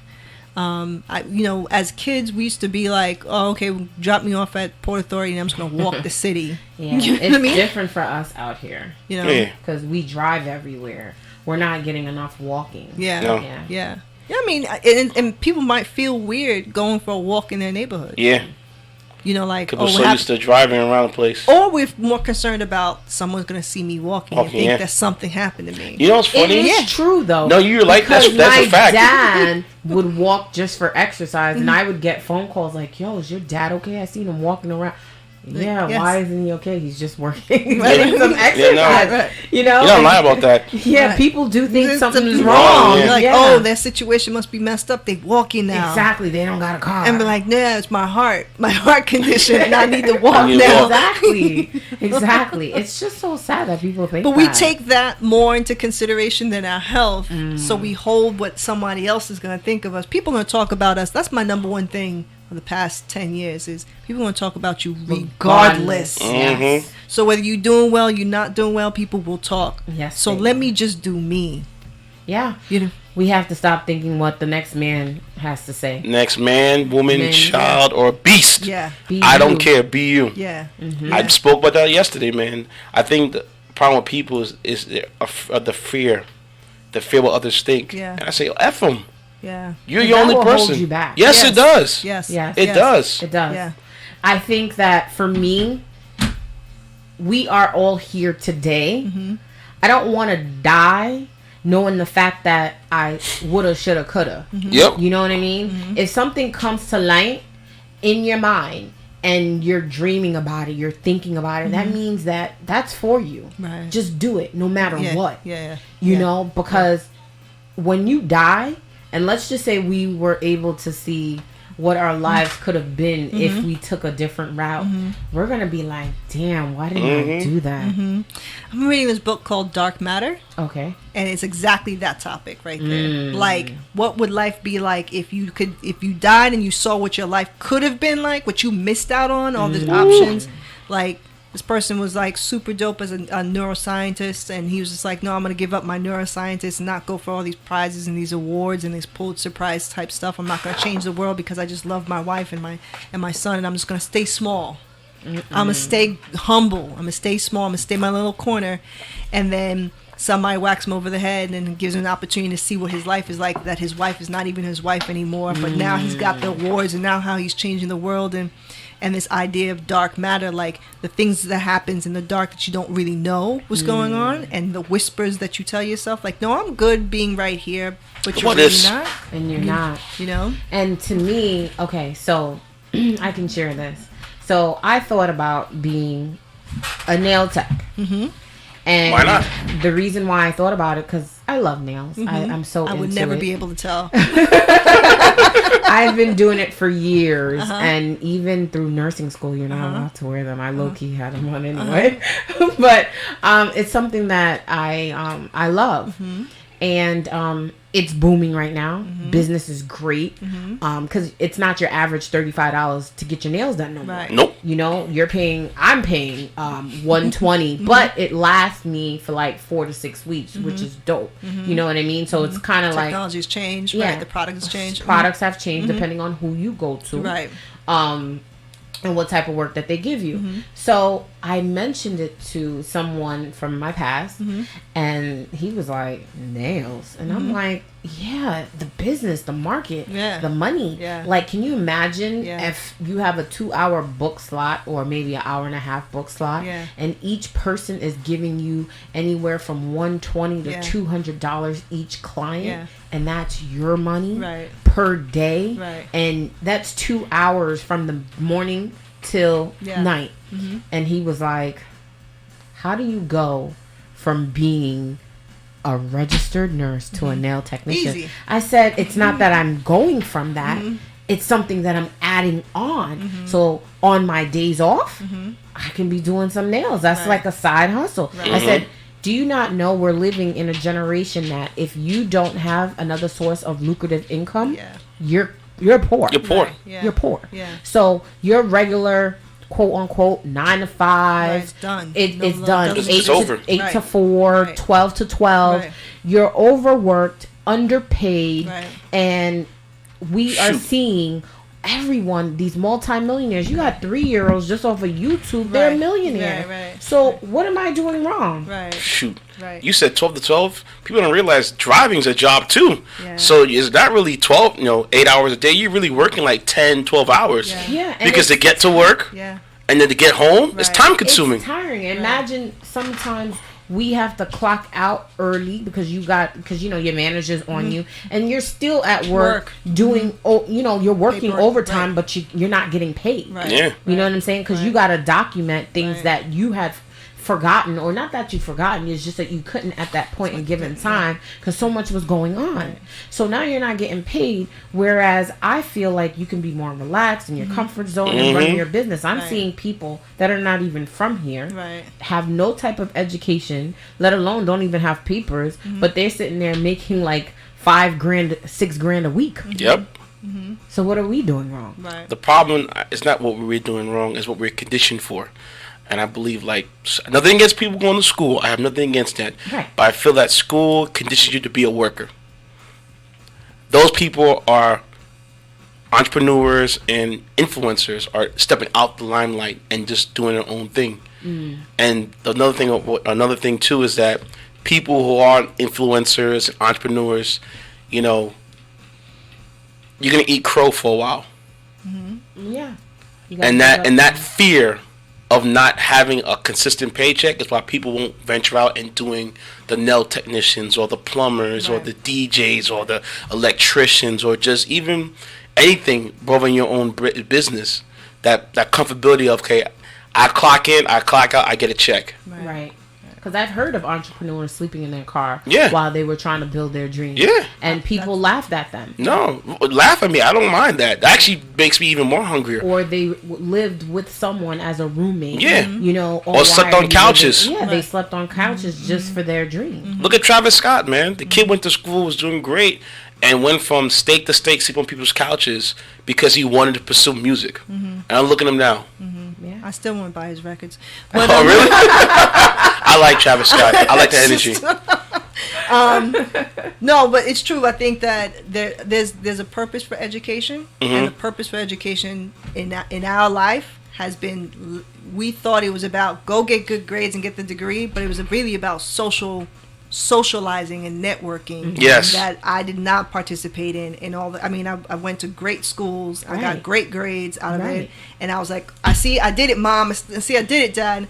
But I didn't get anything out of it like a network of people. I worked the 9 to 5. I worked in banking, corporate banking. I had the 9 to 5. The recession is what knocked me on my butt. You know what I mean? The conditions that I couldn't have any control over. Right. And so I said, if I did it their way, I'm going to have to do it my way for the next 10 years, which is what this last 10 years has been, where I get to evolve under what I want it to look like for the year. Good. So for me, if I'm looking at you, I'm sitting there like, yo, I can totally see you own a nail salon. Yes. Yeah. And turn around and be like, yeah, I'm this nurse, but I also do this. Right. And I also do that. You know what I mean? And now it's passive income. It's money being made that's being clocked in without you necessarily having to be there hour for dollars, right? Right. She knows my dream. What's my dream that I want to become? Whatever I told you, I said I want to do. You wanna Besides be- be a DJ, what's the thing I was that gonna caught me say off? DJ Khaled. No, that's one of them. But besides that, what have I told you? What have you told me? Come on. If you should know me well. We spoke about this at least once a month. I would talk to you about it. It involves water and soap. Okay, you want to be clean. No, Clean. and clothing. Oh, he wants to own a laundromat. Oh yeah, I mean that's a cash-based business. That's Yeah. something that I wanted, 10 years ago. And I told people in Spring Valley was like, we should open up, was- a franchise of nothing called Suds. just, you know what I mean, suds. Everyone knows that's got to be a laundromat, you know what I mean? Especially when they're building all these buildings with people with, you know, rental apartments. They're going to need a place to, like, wash all their clothes at, you know what I mean? So those are neighborhoods that I used to, like, coast through: Patterson, Clifton, Passaic, Jersey City, Union City. And it was like, you know what? I mean, and then I met people who were Arab people who were like, yo, we came here knowing this, and we just pooled our money together. And that's the thing in our community we don't do, is pool our monies together and create opportunities. Yes. We think we all got to do it on our own. And that has been my biggest lesson of, you know, from 2009 to 2019 was, you know, I don't have to do it all on my own. Bingo. And I felt like, oh, I can't, if I'm not doing it, then it can't be done. You know what I mean? But I need to be able to delegate and delineate responsibilities and my expectations. So I had to be clearer about what I'm looking for, so that when I trust someone else to do it, they can do it to my expectation. Bingo. And that was my biggest lesson for the past decade. Because what I have seen on, especially on throughout social media, I've seen recently 4 young boys from the age of 17 to 22. They all decided, they were just regular kids, just, you know, sitting on the block every day. And one of them was like, let's put our money together. Let's go get that house across the street. Let's own that. Yeah. And these 4 kids did exactly that. You know, our generation did not get a chance to see too much. Yeah. So when you get on this little device and you can see things happening, and it looks like it's happening rapidly. You know what I mean? It's not, but it looks like it's happening rapidly because the episode is next week they bought the house. Next week they have 2 more houses. Right, you know what I mean? right. And then we didn't see us on TV. You know, I turned 40 this year. We didn't see a lot of us enterprising on TV. So when I would talk about this in college, 97, I'm like, Pace University, we lived in a dorm about the size of this room, and it's 4 of us. And I'm like, yo, we can just get an apartment downtown. Let's put our money together. And they were looking at me like you're living with you? What, are you crazy? Yeah. It's like, yo, let's get a house in Brooklyn, blah, blah, in Harlem. Harlem was going away like you know, like $1,000 get rid of this brownstone. I'm like, okay, I know it's the hood. I know it's a crack epidemic. Don't worry about it. You know what I mean? But Clinton just bought here. Buy low, sell high. Right. And so they were like, this is nuts. Same thing happened after 9/11. I was like, yo, we need to buy in Tribeca. We need to buy in Tribeca. Nobody's buying in Tribeca because of the asbestos and all that craziness. Now look at Tribeca. You can't even like spit on the street without costing you money out there. So no one ever thought Newark would be Newark right now. Okay, I was just about to say Newark just now when you were talking. You know, we have to think about these neighborhoods that we dissed once upon a time. I mean, Yonkers is not like the old Yonkers. Changed. You know what I mean? Yeah. New Rochelle too. New Rochelle, same thing, station, right? Yeah. So we need to start looking at the next 10 years. I'm thinking about financially. You know, I love my passion. I love what I do, but I also know that there's ebbs and flows to every single person's entrepreneur business, right? So I need to also supplement what I do with other really solid business investments. And real estate is always going to be that thing that you can always have. If it doesn't work out, you hold it. If it doesn't work out, you sell it. You know what I mean? You have options with that. Okay, so here in Spring Valley, you notice that a lot of things are being bought by the Jews.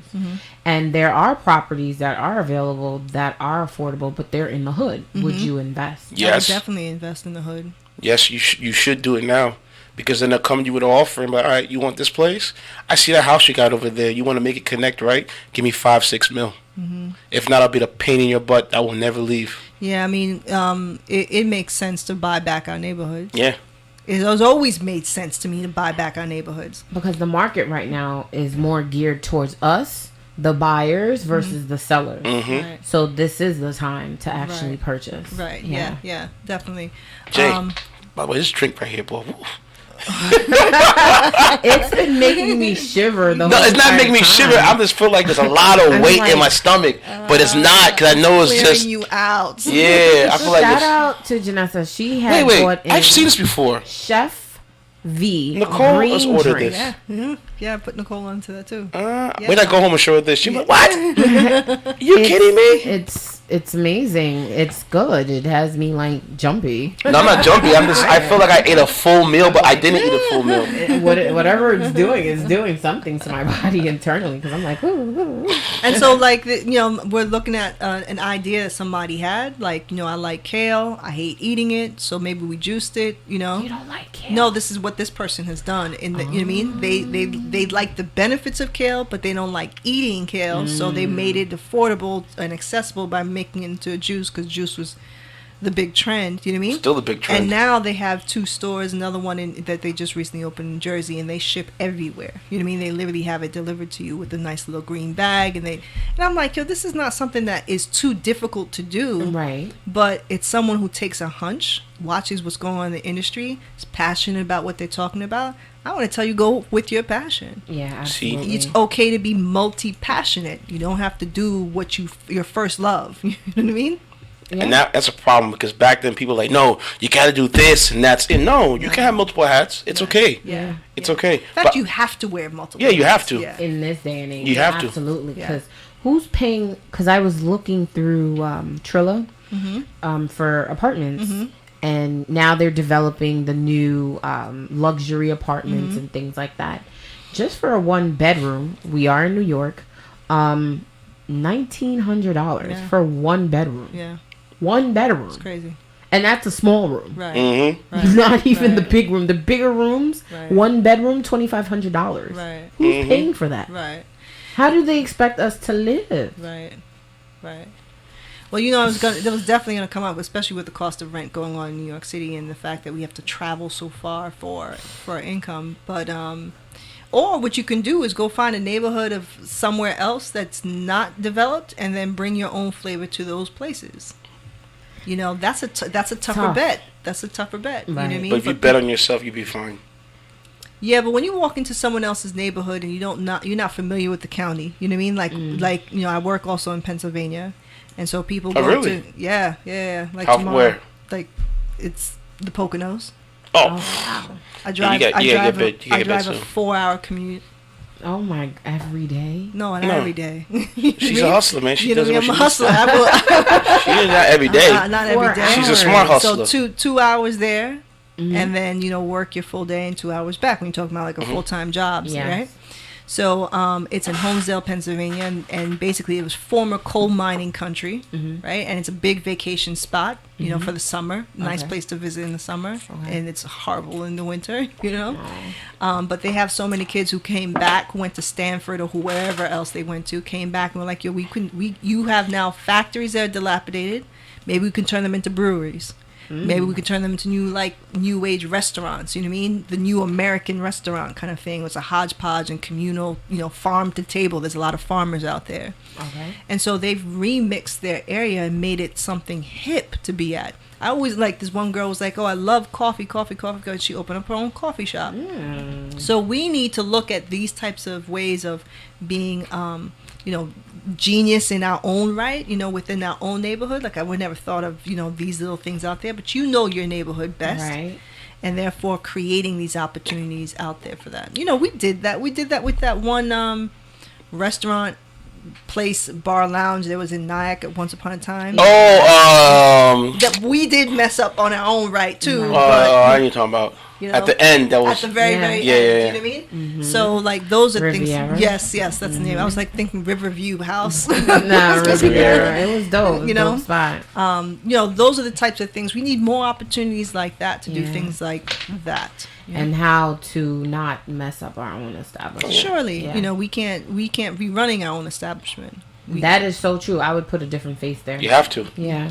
That's just, and they probably wanted that. The town wanted that. They were like, we're tired of this loud music. But if they saw someone else with that loud, they'd be like, oh, okay, you know what? That's Billy Bob. Exactly. And the problem is with that right there is that a lot of people don't realize just because you have the money doesn't mean that you're actually person fit to run your company. That's right. Yes. Let someone else do the job for you That's who's right. more fit than you. That's- All you gotta do is count your checks That's Absolutely. right. That's and right. pay people. So yeah, I can see you do a luxury nail care. Oh, she can do it. You mean space? Totally. I would love No, to. trust me, you're gonna do it. Listen, when I give you the keys, you're gonna do it. And then Maybe putting I should start taking these class. Maybe I should take a class first before I actually do the schooling to see how that works. Trust me. Because there's a But lot of... if you love nails, doesn't mean you have to be the esthetician. It could mean that you know the expectations that you want the customer to go through. I feel as I should know my work, Yeah. because if there's a problem with a customer, Right. and the customer's having an issue with the nail tech, I want to be able to sit on that chair, Right. and actually do the work for the customer to show them that, we'll take care of everything and make sure everything's okay. Because the customers are always right. Right. And that's what I believe in. Right. Yeah. Right. But in the meantime, you might actually go to the school and find someone who's looking for an opportunity, like, oh, let me be that person while you're learning. Right. So don't let that stop you from, because I always was the person who's like, oh, I have to know the job inside out. Like, I just took this producer role. I have to know camera work and set design inside out in order to be the producer. And they're like, no, you don't. Right. No. And I'm like, oh, okay. You know what I mean? They're like, we can teach you that as you go. Yeah. That's dope. And I'm like, oh, okay, you're right. I don't always have to know absolutely everything. Okay. I just know there's an experience. The moment is now. Let me be involved in this experience. And I can hire someone who could be that person while I'm learning in the background. Right. In fact, that place was going to pay for my education. Right. So if that person is ever out sick, I can come in and be like, oh, let me help this, let me do this, and so on and so forth. Right. So don't let that stop your dreams. One thing I have to say I admire about you, Jay, is you always pay attention, not to the details, but your surroundings, because you adapt very well. Oh, thanks. What kind of advice would you give to others who are not about adapting to situations and being attentive to certain things? I go back and my advice always goes back to survival of the fittest. It's not really survival of the fittest. It's survival of the one who's most adaptable. If you're not willing to adapt, you'll be the death of you. If we talk about evolving or revolving, going through revolution or evolution, you need to be flexible, strategic, and adaptive. You need to be able to talk to different people at different times and meet them at their level without making people feel stupid or make people feel like hyped up or anything like that. It requires people being outside their comfort zone, which I love. I love being lost. Like, put me in a car, let me drive, and let me figure out my way. You know what I mean? Right. Most people don't like getting off their block. And if I'm going to keep company, because I used to be the person to be like, the person doesn't like getting off their block. They like to just be hood all the time. Yeah. You know what I mean? Not But I'm tackiness. going to show them that there's life outside of there. I don't need to be that person to show them there's life outside of there. I don't need to be their life jacket. Right? People going to sink and swim in this life, and that's a good thing in capitalism. I know I'm not going to sink. Right. Teaching people to be adaptive or helping someone to be adaptive, put them in a completely uncomfortable environment and watch them freak out. And breathe through it and get through it and then put them back into that same situation again. Right. Well, as we all know, 2020 is just around the corner. I don't know if you have an advice, or what advice would you give to our listeners for the upcoming year, for the new decade that is yet to come? What advice would you give them to that would be beneficial, how they can actually become successful with the new trend, and how to become an investor, or I think that their number one thing to if you're gonna hit the ground running for 2020 is to be clear about who you are and what you stand for. And I think a lot of people are not clear. We meet a lot of people who don't know who they want to be, what they want to stand for, what they want to, you know what I mean? Like, and they're looking Say it again, please. Say it again. Yeah, they're looking to latch on to you and hope that you're the answer. I'm going to go where you go. Because you look like you're going somewhere. And now just riding the wave. I'm pulling the leash. And I have dogs. I don't like pulling. You know what I mean? I don't like being pulled. I don't like pulling. We need to walk together. So I need to be very clear about who I'm walking with. Right. And if you can't answer the question, then when you can, I'll be here. You see me then. Don't see me now. Right. Don't use me as your university of life. Right, You know what I mean? Right. That's going to be the number one most important thing, is people need to get clear about who they are and what they want to be and what that should look like. Right. And if they can get clear about that, if they're like, okay, I'm good with that, then look at the environment of the people around you. So there's 8 dimensions of wellness, right? The 8 dimensions, just to some of the things, obviously financial. Is your money where it needs to be? Right. You can't get somewhere if your money's not right. Amen. You can't get somewhere if your spirit's not. And I'm not saying have $1 million in the bank, but Right. you got to sit down and be like, you know what? I never paid my bills for the past 10 years and I do have horrible credit. You know what I Yeah. mean? Or maybe something happened, like a parent got sick and now you're responsible for taking Right. care of the parent, and own that, but then start planning on how to get out of that, right? Don't just sit there thinking it's going to disappear. It won't. Won't. It's going to get worse.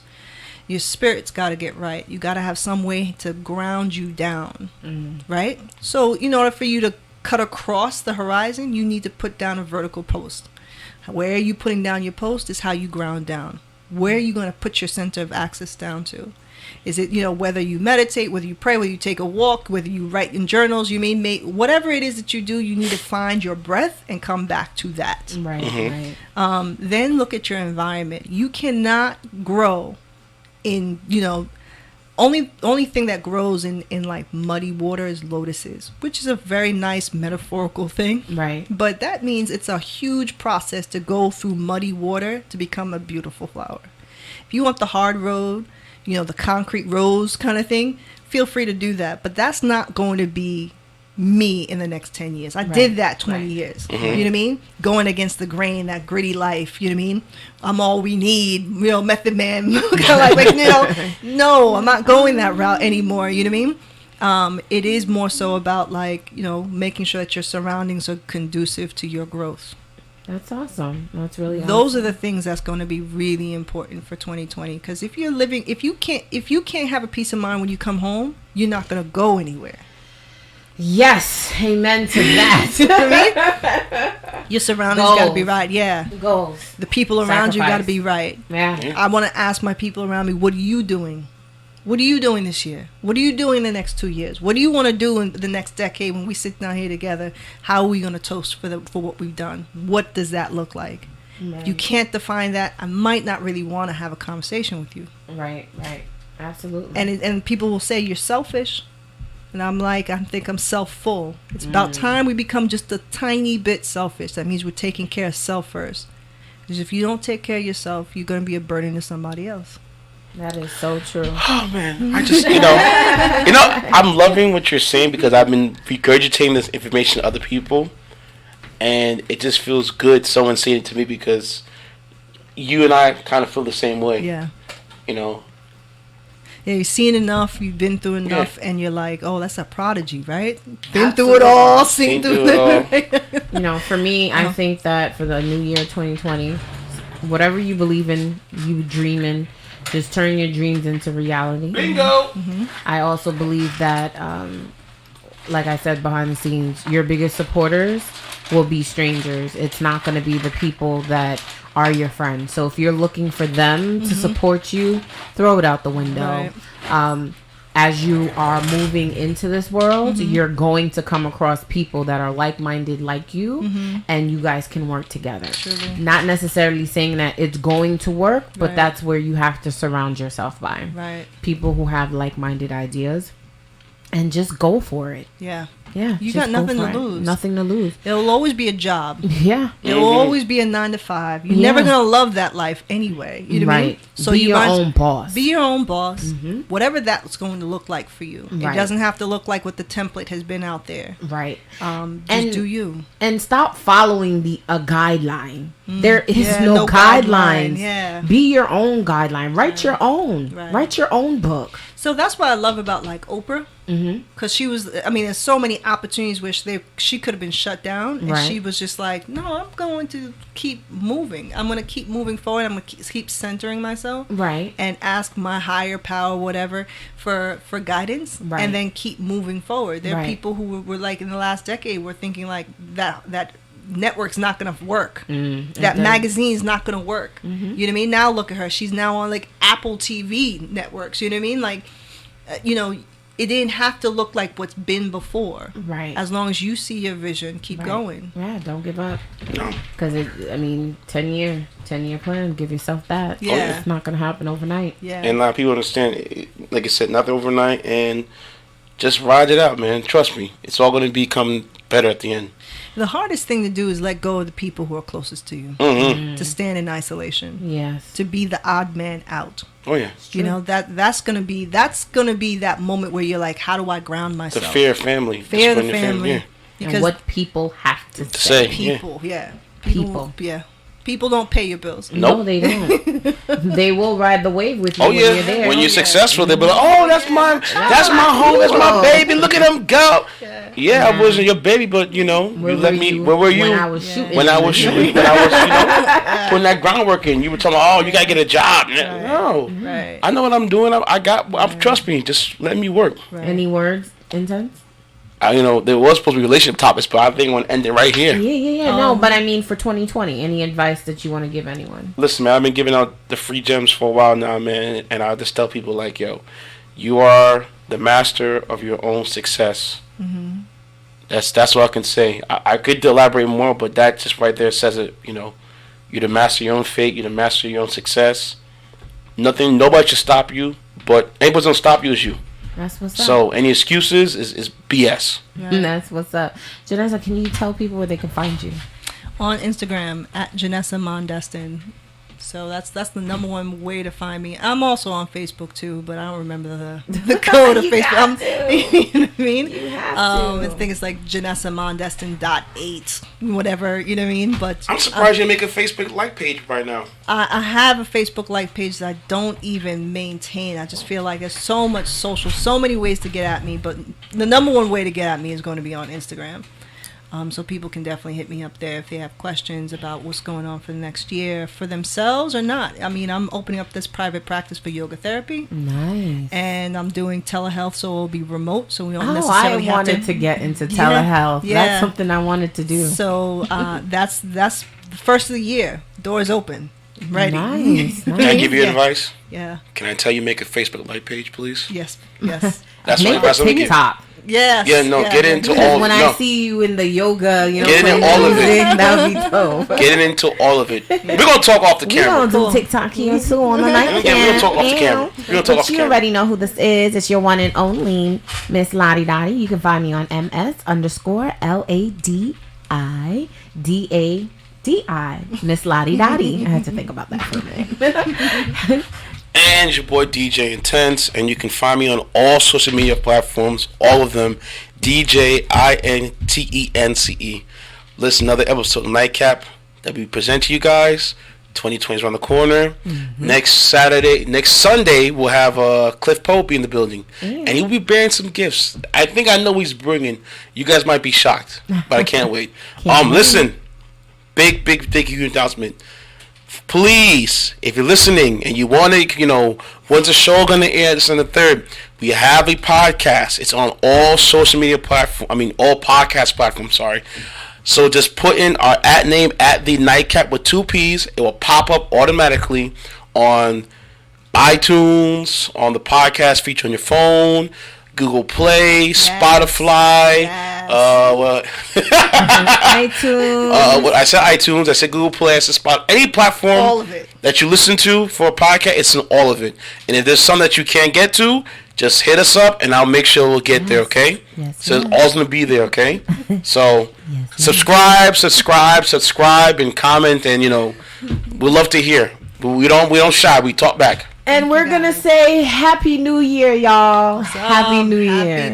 Happy New Year, Thank you indeed. guys so much for bringing me on. No problem. Absolutely. Thank you. It's a pleasure for you being Thank here. you. I love when you come down around. So we're going to see y'all next week. Check us out on all those social media networks that And DJ podcasts. Intense had mentioned, all the podcasts. Yes. Check us out. Even got the YouTube going, and we got the Facebook like page too. So it's all there. There's no excuse. It's all there. We'll see y'all next week. Bye.